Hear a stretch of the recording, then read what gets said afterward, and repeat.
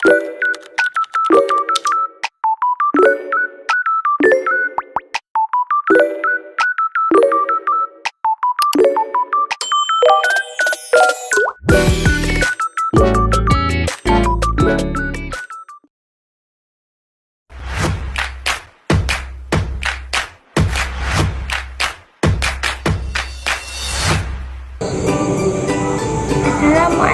warahmatullahi wabarakatuh. Di sini saya akan memperlihatkan beberapa video kepada kalian. Yang pertama ada materi jual beli dari Canva yang inovatif. Di situ ada poin-poinnya saja. Kemudian yang kedua ada video animasi tentang jual beli, dan terakhir ada video singkat dari saya tentang membantu orang tua pedagang di warung yang menerapkan kejujuran, kemudian menghindari riba, dan terakhir memperhatikan akad yang sah. Selamat menyaksikan.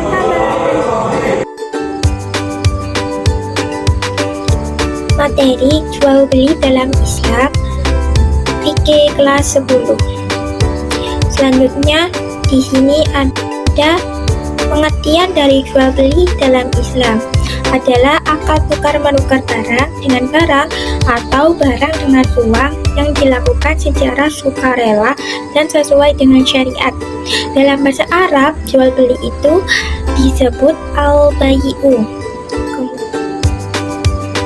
Kemudian ada dalil jual beli Al-Quran surat Al-Baqarah ayat 275 yang artinya padahal Allah telah menghalalkan jual beli dan mengharamkan riba. Kemudian ada praktik jual beli. Di sini ada 3 macam, yaitu yang pertama baik musyahadah atau komoditas dilihat secara langsung, ada fisik atau sampel. Yang kemudian kedua baik mausuf fi zimmah, spesifikasi disebutkan barang belum ada. Yang ketiga baik ghaib, barang tidak terlihat atau menurut mazhab Syafi'i tidak syah, menurut lainnya sah jika dijelaskan sifatnya. Kemudian ada struktur jual beli. Di sini ada 3, yaitu penjual dan pembeli, yang kedua barang atau jasa, yang ketiga ijab dan qabul. Yang pertama, penjual dan pembeli ini syarat syahnya harus mukhtar, tidak dalam paksaan. Jadi kita tidak boleh memaksa pembeli untuk membeli barang yang kita jual. Kemudian yang kedua bukan mahjur, alaih, tidak dilarang melakukan transaksi dengan anak kecil, orang gila, orang boros, orang bangkrut, dan lainnya. Kemudian pembeli harus melihat objeknya dari segi mushaf dan budak muslim. Jadi kalau ketika ada orang yang membeli Al-Quran tapi dan Islam, itu tidak boleh. Kemudian kalau budak muslim ya barang itu harus sesuai dengan kebutuhan muslim. Kemudian yang kedua barang atau jasa harus memenuhi 5 syarat. Yang pertama, wilayah penjual punya hak atau kepemilikan. Kemudian yang kedua maklum, barang harus diketahui melalui spesifikasi atau dilihat secara langsung. Kemudian ketika muntafa'ih, barang bermanfaat secara syar'i dan urf. Yang keempat, maqdur ayat taslim, bisa diserahkan. Yang kelima, suci dari najis, dan barang yang akan dijualkan itu harus suci dari najis. Kemudian yang terakhir ada ijab dan qabul. Di sini harus eksplisit, yaitu tidak ambigu, tidak tergantung syarat yang batil. Kemudian boleh juga dilakukan dengan tarik mu'ana, serah terima tanpa ucapan, tapi menurut pendapat tertentu hanya sah untuk transaksi kecil. Kemudian ada jual beli yang dilarang. Di sini ada 5. Yang pertama, ihtikar, penimbunan atau membeli saat mahal kemudian menjualnya saat kebutuhan tinggi. Yang kedua najasi, menawar palsu untuk menaikkan harga. Nah, itu dilarang. Kemudian yang ketiga, saum ala as-saum, menawar barang yang sudah dalam transaksi orang lain, itu juga dilarang. Kemudian yang keempat, membantu kemaksiatan, menjual barang untuk tujuan maksiat. Contohnya kita menjual pisau tapi pembeli tersebut mau digunakan untuk membunuh, nah itu tidak boleh. Kemudian yang terakhir, memisahkan ibu dan anak atau budak haram termasuk perempuan merdeka. Kemudian di sini ada hukum jual beli, ada 5 hukumnya. Yang pertama wajib, contohnya menjual makanan kepada orang kelaparan yang terancam mati. Nah, ketika keadaan darurat maka hukum jual belinya harus wajib. Kemudian sunnah, contohnya menjual barang bermanfaat dengan niat baik. Kemudian makruh, contohnya menjual kain kafan karena berharap pada kematian. Kita bisa mempersiapkan kain kafan untuk kematian kita, itu hukumnya makruh.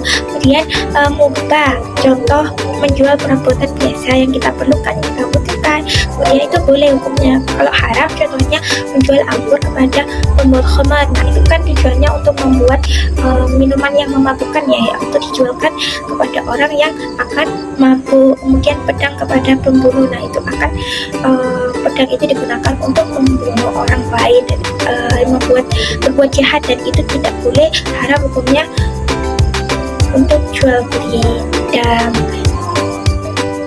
kemudian di sini ada etika dalam transaksi jual beli. Di sini ada jujur dan amanah. Jadi kita dalam jual beli itu tidak boleh berbohong, harus jujur. Kemudian kedua, tidak bersumpah demi meyakinkan. Misalnya barang ini bagus namun kita jual barangnya biasa saja, nah itu tidak boleh. Kemudian yang ketiga, tidak mengambil laba berlebihan. Misalnya kita membeli tas 100.000 menjualnya 200.000, nah itu tidak boleh, harus mengambil laba secukupnya. Kemudian dermawan saat tawar-menawar.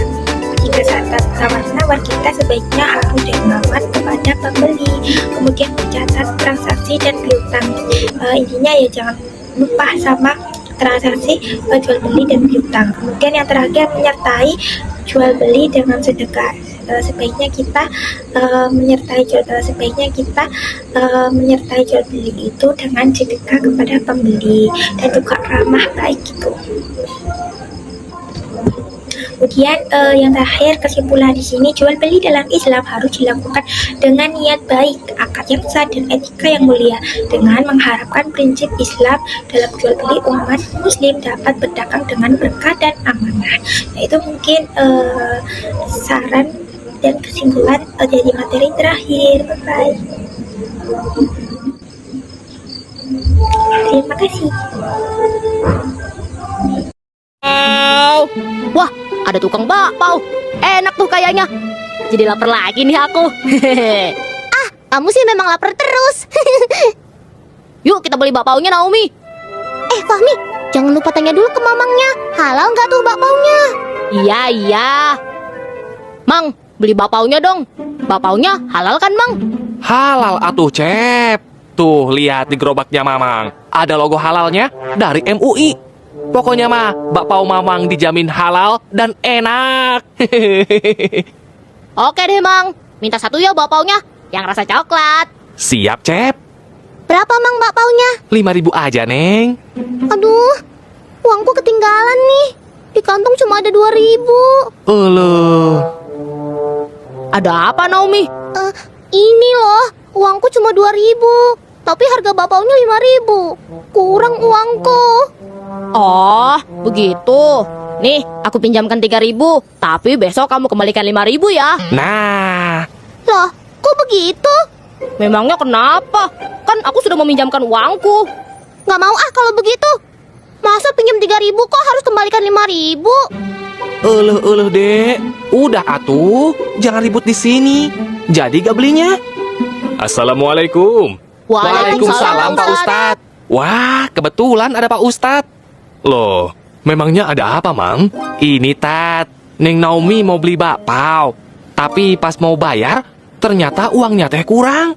Cep Fahmi mau pinjamkan 3.000. Tapi dengan syarat harus dikembalikan 5.000. Neng Naomi teh nggak mau. Astagfirullahalazim. Benar begitu, Fahmi? Iya, Pak Ustadz. Kan lumayan, Fahmi bisa untung. Hehe. Aduh, Fahmi. Tidak boleh seperti itu.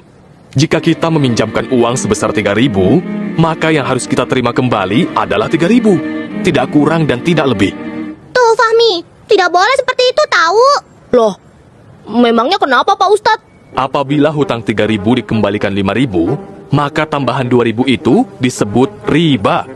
Dalam agama kita, riba itu merupakan hal yang sangat dibenci oleh Allah Subhanahu wa Ta'ala. Waduh, Berarti apa yang Fahmi lakukan tadi harus dihindari ya Pak Ustadz? Betul. Orang yang berhutang berarti dia sedang membutuhkan bantuan kita. Karena itu, kita tidak boleh memberatkannya dengan hutang yang ditambah jumlahnya.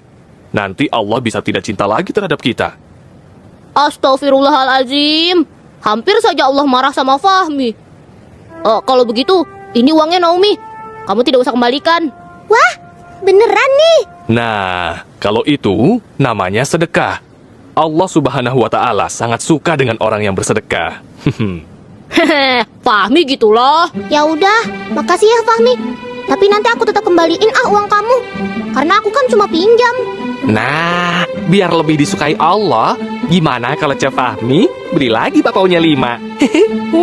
Enak aja. Beli apa? Di sini.